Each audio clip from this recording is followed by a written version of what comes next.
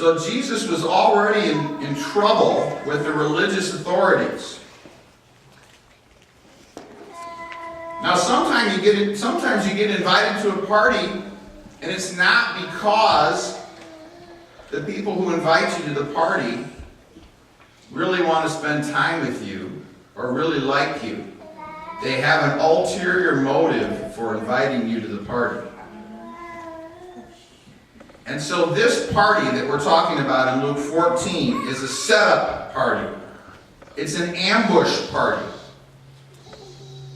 It's a party where on the surface it looks like, come, eat with us, you're welcome.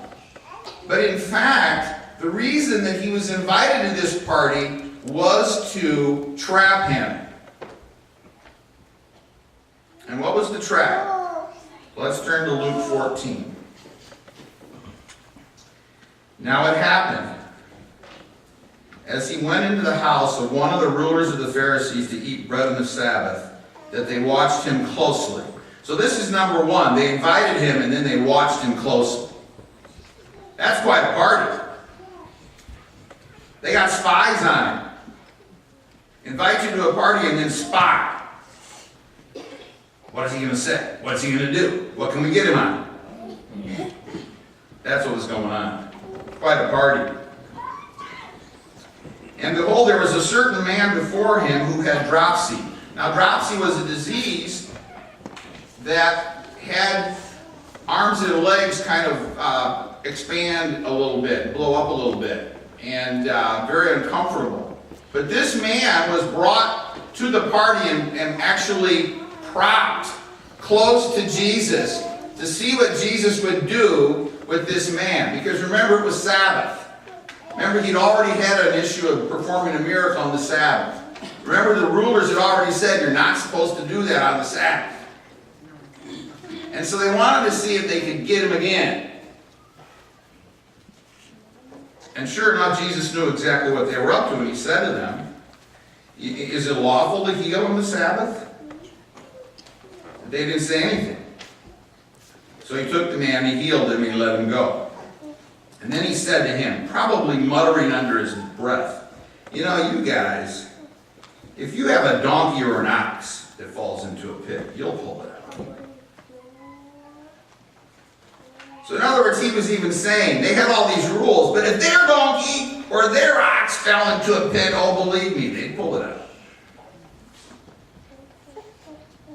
So they could not answer regarding these things.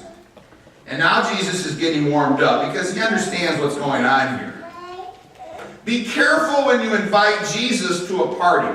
All right? That's a little tip I want to give to all of you. If you invite Jesus to a party, be very careful, because now what Jesus does is he, first of all, he tells the people that are at the party that they're not doing it right.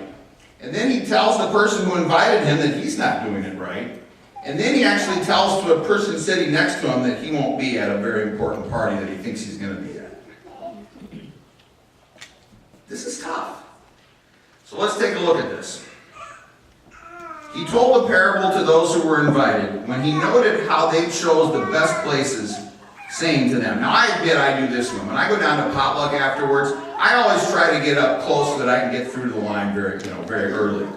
But I know that if I do that, you guys will think, well, that's not right. So what I try to do is maneuver in such a way that it doesn't look like I'm really doing that. But to tell you the truth, I'm really doing it. So let's get that out of the way. I'm hungry. I want to get there. I don't want to look bad. I don't want to think I'm, like a kid. I'll be my way up there. Anyway, now we got that out of the way. I don't have to worry about that anymore. But Jesus was saying, listen, you guys come to this party, and you're invited to the feast. Don't sit in the best place. And I'll tell you the reason why. Because someone more honorable than you may be invited.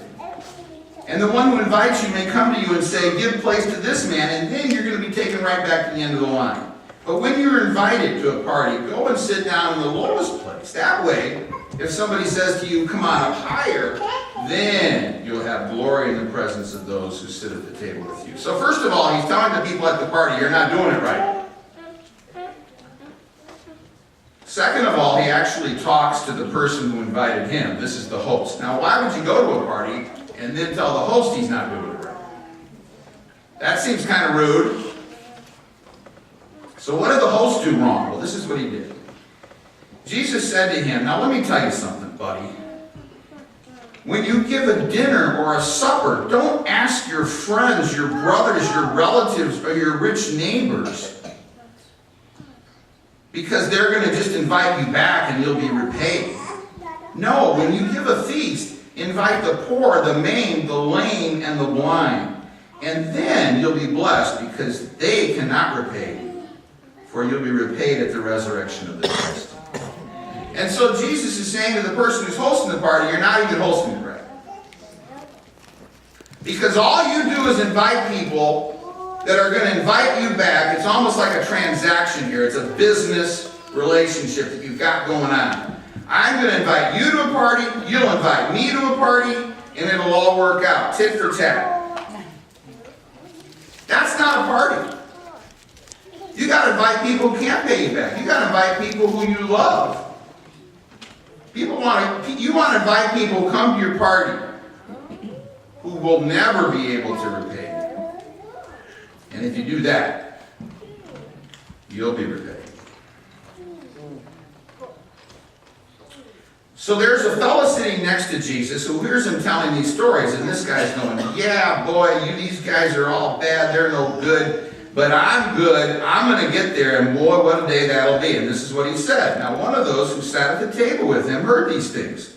And he said to him, blessed is he who shall eat bread in the kingdom of God. In other words, I hear you, Jesus. The other people, they don't have it right. The host, he doesn't have it right. But I got it right, baby. I hear what you're saying. Won't that be a great day when we eat in the kingdom of God? And then Jesus tells him this last parable. And this is the one I want to leave you with today. Jesus' parable to this man who thought he had it made, who thought he got all of what Jesus was saying, who thought he had it figured out. This is what Jesus said. A certain man gave a great supper and invited many, and has sent his servant at supper time to say to those who were invited, come, for all things are now ready. You see, back in the day, they didn't have email, and they didn't have other types of confirmation devices. And so what would happen is they'd send out a letter inviting people to a great party. And then based on the response, of course, you would know how much you would need to prepare for the party. And then when the day of party actually arrived, you sent out your servant and you knocked on the door and said, okay, it's now time to come to the party. And this was what Jesus was talking about. But they, with one accord, began to make excuses. The first said to him, I have bought a piece of ground, I must go and see it. I ask you to have me excused. Another said to him, I bought 5 yoke of oxen, I'm going to test them. I ask you to have me excused. Another said, I have married, I have a wife, I can't come. So that servant came and reported these things to his master. Then the master of the house got very angry and said to his servant, go out quickly into the streets and lanes of the city, and bring in here the poor and the maimed and the lame and the blind. And the servant said, Master, it is done as you commanded, and still there is room. Then the master said to the servant, go out into the highways and hedges, and compel them to come in, that my house may be filled. For I say to you that none of these men who were invited shall taste my supper. Now let's look at these 3 excuses very carefully. The first excuse, what? He bought a piece of land. So it could have been an investment. And does that sound like a reasonable excuse? If you said you're going to go to a party, and then you decide not to go, and the excuse you give is that you have some business investment that's come up that's very important to you, does that seem like a relatively reasonable excuse? I think so, yeah. We all understand if you have a very important business dealing, that's a very